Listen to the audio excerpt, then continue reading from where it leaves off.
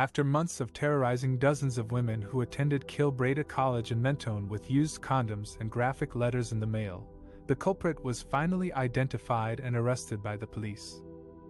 His name was Pavlis, a former classmate of the women who graduated from the same school in 1999. He had obtained their addresses from an old yearbook and had been sending them the disturbing packages since March 2023. Pavlis was charged with 65 counts of stalking, 65 counts of using a postal service to menace, harass, or cause offense, and 1 count of possessing child exploitation material. He pleaded guilty to all charges and expressed remorse for his actions.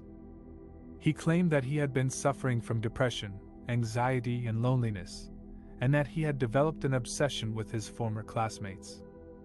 He said he had no intention of harming them physically, but only wanted to get their attention. The court heard that Pavlis had a history of mental health issues and had been diagnosed with bipolar disorder and borderline personality disorder. He had also been abused as a child and had experienced bullying at school. His lawyer argued that he should receive a lenient sentence due to his mental illness and his cooperation with the police. However, the judge rejected this argument and sentenced Pavlis to 10 years in prison, with a non-parole period of 7 years. The judge said that Pavlis had committed a serious and prolonged campaign of harassment that had caused significant psychological harm to his victims.